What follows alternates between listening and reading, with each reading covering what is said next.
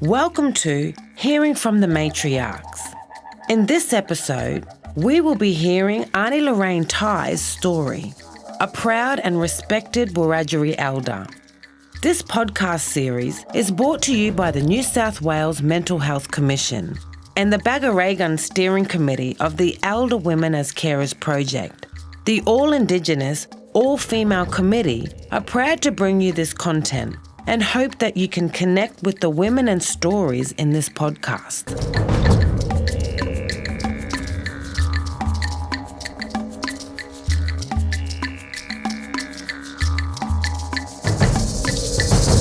Aunty Lorraine was born Wiradjuri, regularly leading language workshops, storytelling sessions and cultural awareness programs for both Indigenous and non-Indigenous people. She helps to foster greater understanding and respect for Wiradjuri and their traditions. She is a passionate community leader and guiding force for her people. Here is her story. I was born in Wagga in 1950. I got sick Christmas Day 1952 and I was 21 months. There was an epidemic, just the end of an epidemic of polio at the time, and I went into the Wagga Base Hospital and they had me in there in isolation for 3 months.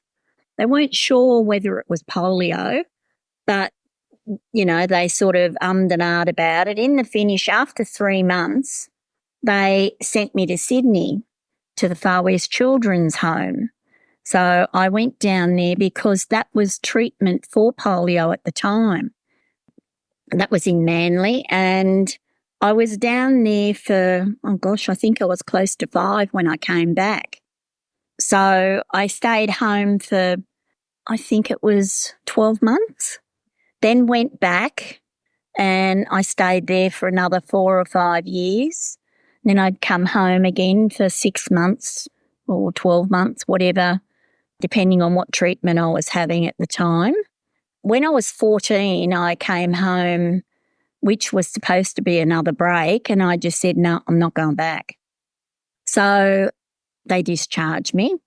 I stayed home, but I found it very, very hard I'd been used to 200-odd kids. I'd been used to the nurse saying, it's time for bed, off to bed. Time to eat, here's your dinner. All of a sudden I was in a house with Mum doting on me, spoiling me rotten because I'd never been around. And the other kids didn't like the fact that I was so spoiled.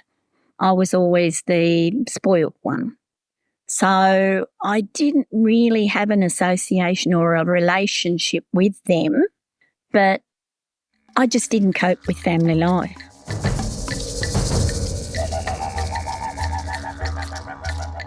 So I went back to Sydney when I was 18 and I stayed there till I was, 30, I think.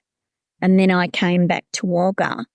In the meantime, I'd had Bray, who was cerebral palsy. He was 3 months old when he acquired brain damage. So I became, unbeknownst to me, I became a carer. I always thought I was just a mum.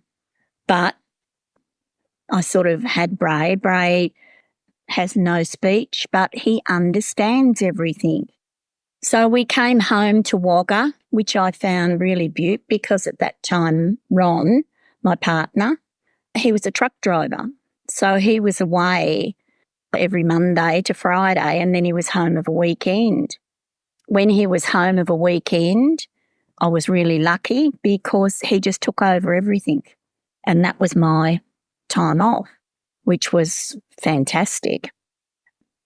Then I sort of, as Bray got older, I found that I had to speak more and more for him. I found people judging, whereas before, I think as we got older and Bray got older, they judged me having polio and Bray having cerebral palsy that, that must have happened because you had polio. No, it didn't, but that was the perception of everyone. So I sort of started advocating, I want this done, I want that done. And we got on quite well.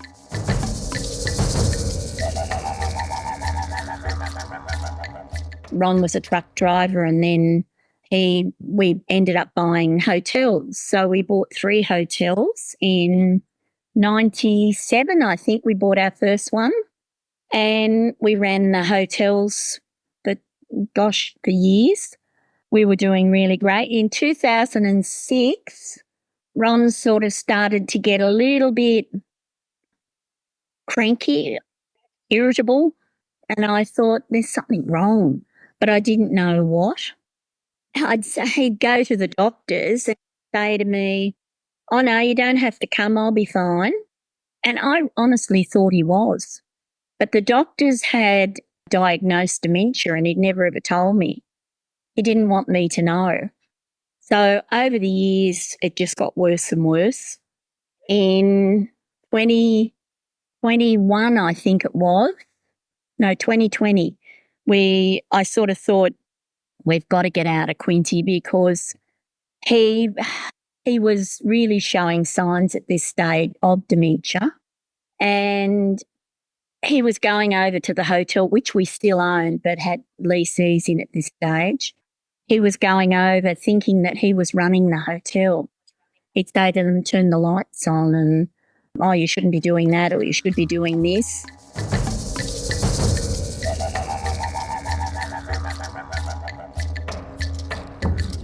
So we moved into Settlers Village, which I thought was going to put in a dementia wing, and which would have meant we were all together, which would have been great. That never ever eventuated. In the finish, I think we were only there about, between 6 and 8 months. And Ron went into hospital with pneumonia and they just said, no, he can't go home. Up before that, while he was living at home, he'd pick up Bray and take him for a walk and get lost and give Bray Ron's medication because Bray was always on medication. Ron wasn't. There was nothing wrong with him. So he didn't need medication. That must be Bray's. So I was forever ringing the poisons unit to find out, God, what's this going to do, you know?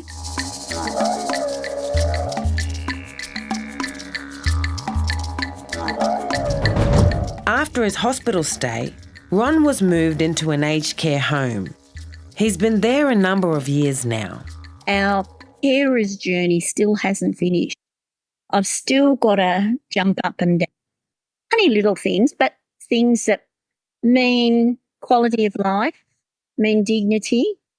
Only today I was there and Ron got home from hospital a week ago. I brought his teeth home. I've been waiting for the home to ring me and say, where's Ron's teeth? They haven't rang. So I said to the nurse today, no one's rang me about Ron's teeth. He hasn't had them. Has anyone noticed? Oh no, that's only a little thing. And I said, no, to me, that's not a little thing. I said, that's a big thing. I was there yesterday. They plonked lunch down in front of him and expected him to chew it. How the hell is he going to chew it with teeth? I said, it wasn't pureed. It was a roast beef and baked veggie. I said, could you tell me how he was supposed to eat that?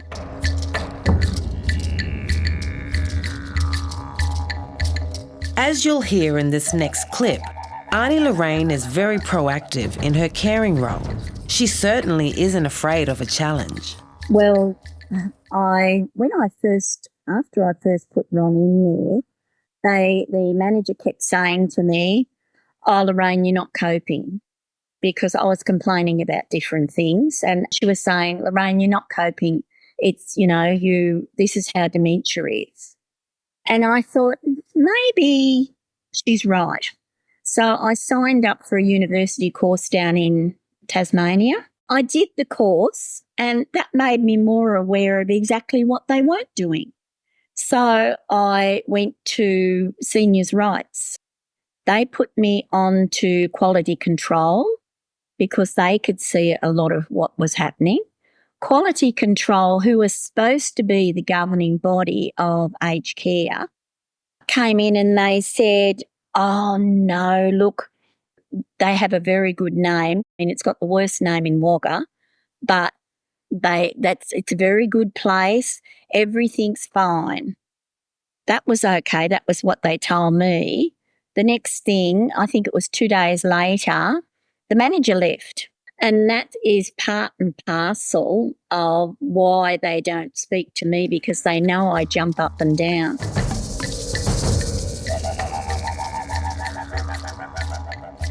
As well as her son Bray, who lives with cerebral palsy, Lorraine has another son named Cable.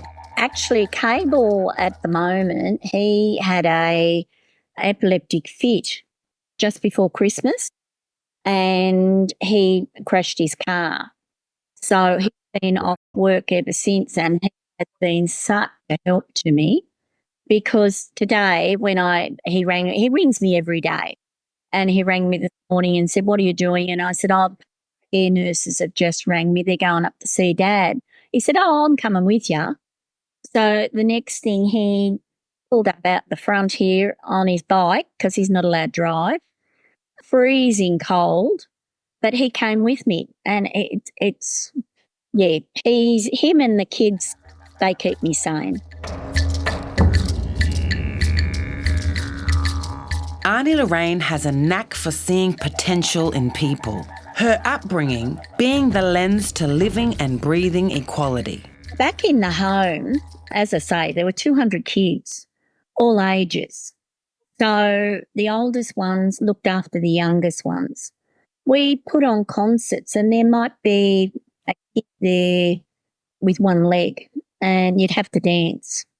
So you'd put a chair there for them to hang on to and hop around, and that was them dancing. You thought of ways for them to be included. And I think that was the way I grew up, because I had to do so many things differently. Getting through a fence, 9 times out of 10, growing up as a kid, people would just climb through the fence.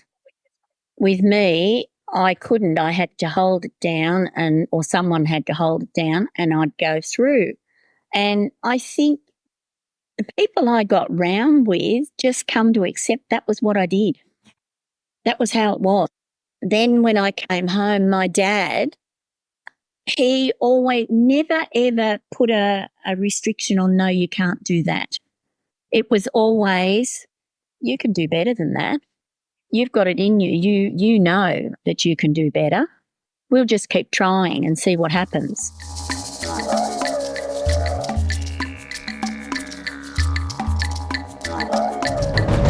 I think that just the inclusion of everyone, the kids I was in the far west with, I'm still friends with a lot of them. We're more family than family. One fella, he lives in Melbourne now, and he's got a band, or he sings.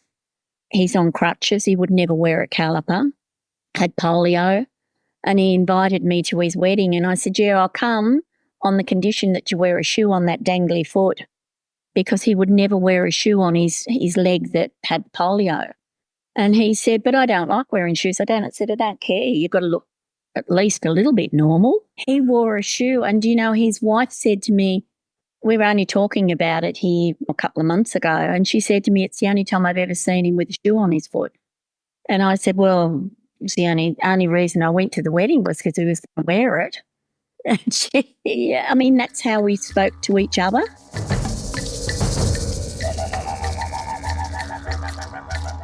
Aunty Lorraine talks about meeting her dad's family and the way that their creativity was alive in her before she even met them. I actually came back to Wagga, and Dad had passed away. He passed away at 53. And I decided I wanted to go and find out more of his family and where they come from, what it was all about. They were from Rye Park, or Flatney Creek actually. And everyone that I met knew of me, but I'd never knew of them, but they all knew of me. And I was just accepted into that family as part and parcel of the family. And I think that helped me growing up. When I look back, a lot of my family, on Dad's side in particular, not Mum's side, because Mum's side were never artistic or into weaving or sewing or anything like that, but Dad's side was. And I think it's something that I don't know, I don't even know where it's come from. I just pick up things and I think, oh yeah, I can do that with it. And my sister's exactly the same, different way. She does quilting and sewing and things like that. Give me a sewing machine and I'm useless, but give me a needle and a thread, I could make anything. It's just, the way things are. I love weaving, but I don't do a lot of traditional weaving. I do more, I'll make brolgas or I'll make fish or things like that I love. With carpal tunnel pausing her ability to weave, Aunty Lorraine has learnt a new art form. Because of my hand and I'm not weaving as much, I'm doing animations, but it's telling the Dreamtime stories. So I've done 4 of them so far, but I've wove. One's on the Murray cod, one's on the Comigalana story and how the frogs now croak. So I've made frogs. I've wove those. One's a strong goanna. So I made the big goanna. What's the other one? Brolgas. The other one's a Brolga story. Once a fortnight, Aunty Lorraine spends time with Indigenous kids who are in need of a bit of guidance. Tomorrow is weaving day, so I pick up Aunty Joyce. Aunty Joyce is 91 now, still weaving. She's absolutely brilliant. She just rang me before. Are we going tonight? Because every second Monday night we go and just sit. It's culture night, so we just sit with the kids. They're underprivileged kids, I suppose you'd say, and they have dinner. Sometimes they dance, sometimes they play games, sometimes they want to twine, sometimes they want to weave. Whatever they want to do, we're up for it. I love it. It's great. I am really proud of Bray and Cable and being a carer, but I'm also proud of the fact that I can still manage to be included. I think that to me is so important, to be included in what you're doing. I mean, we had to be asked or invited to go with the kids on a Monday night, and we both love it.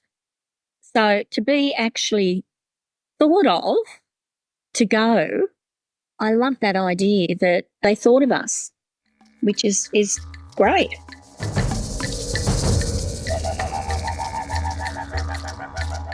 Aunty Lorraine is on the steering committee for the Elder Women as Carers project, where 85 Aboriginal women were heard from.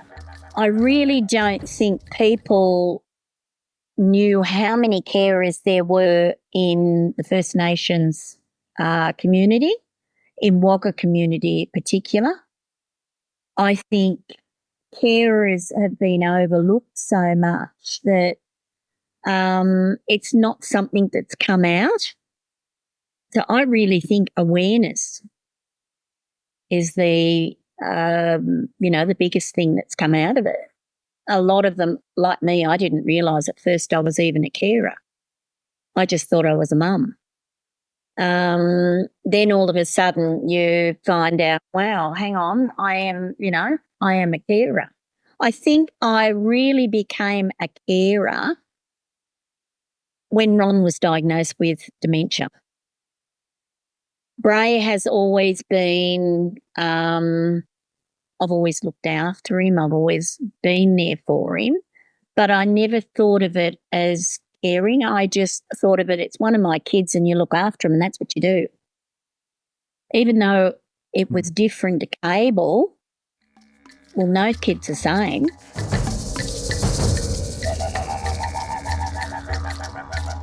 Aunty Lorraine has strong feelings about how carers are treated and often feels disregarded during decision-making about her husband's care.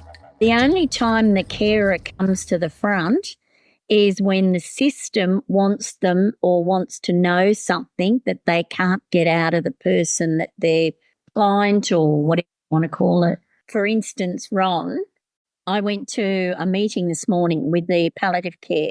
The palliative nurse went into the office and had a meeting with all of the office staff, and I wasn't included because I was only a carer.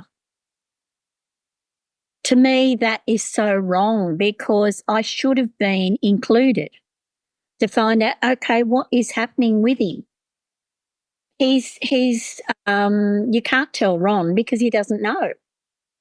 They don't see me as someone that's interested in Ron's dignity, his respect. They see me as someone that really, we have to be careful what we say to her because she'll jump up and down and she really doesn't know what she's talking about. We're the professional, and that makes me so mad. They've been trained. They've got no idea that, the courses I've done, which I've done because of the way they're acting, I'm most probably more trained than they are. Aunty Lorraine is caring for her family here and now, but also in her thoughts are the generations to come. Well, what happens to people once we're gone? I mean, I look at Ron, I look at in the home, and I think that's really sad because his dignity and respect is gone. Then I look at the other people that are in there in the same ward with him, and I think, who have you got to speak up for you? We need to do something about this system, not just for Ron's sake, but for everyone in that ward and for people that come so that it's better. I sort of think, well, it could be my grandkids next generation. If I'm gone, what's in place for them? What's their life going to be? And are people going to be around to speak up for them? Whereas if we can fix it, well, I'd love a lot, but a little bit, at least it's going to be that much better for them.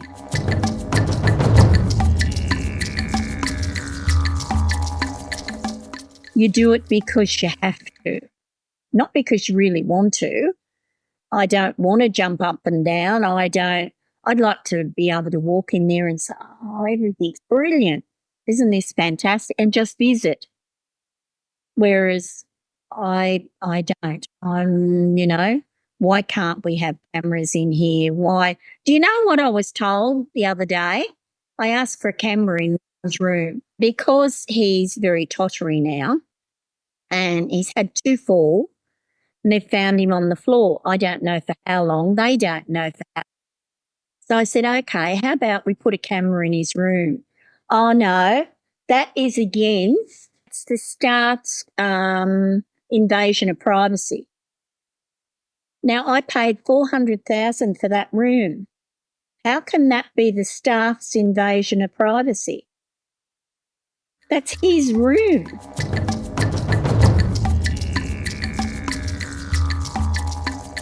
As we approach the end of the podcast, Aunty Lorraine talks about the joy in being a carer and what motivates her in her role. Sometimes I think it's, for my benefit as well because I like doing it. It's not something something that's forced or that I have to do. It's just something that I really love and I'm passionate about. Just today, for instance, when I went to the nursing home and said about his teeth and his medication's all been mixed up and they haven't got it and all the rest of it. But I think my way of recovering from that is I look at Ron and he looked at me and he said, "Thanks, Lorraine." That's all he said. And he doesn't call me Lorraine, Loz. "Thanks, Loz." And he was actually quite lucid, quite with it. That meant so much to me, and that's all I need. I don't need, big bunch of flowers or anything. I just need him to say that, and I think I can fight for this. Lastly, Aunty Lorraine talks about what she would like other female carers to get out of the podcast series. I think making the space for these women, I just hope it's given them the insight to actually do something for themselves, not just as a carer. You can be a carer and you can look after, people, include people, but you still, a lot of what I do is for my own benefit. Sounds a bit wrong, but that's, and I just hope that they're doing the same thing. I hope they're doing something for themselves as well as including everyone else.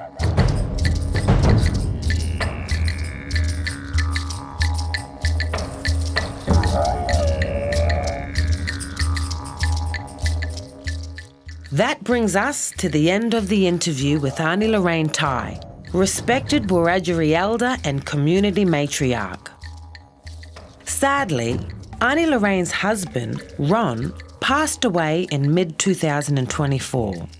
Aunty Lorraine is determined to continue in her caring role until she sees the change in the system that she believes needs to happen. This podcast series, Hearing from the Matriarchs, is brought to you by the New South Wales Mental Health Commission. It is an initiative of Bagaragan, the all-Indigenous, all-female steering committee of the Elder Women as Carers project. Podcast recording by Bunjagiri Consulting and editing by Venture Films, narrated by Dizzy Doolan and recorded by Pegasus Studios.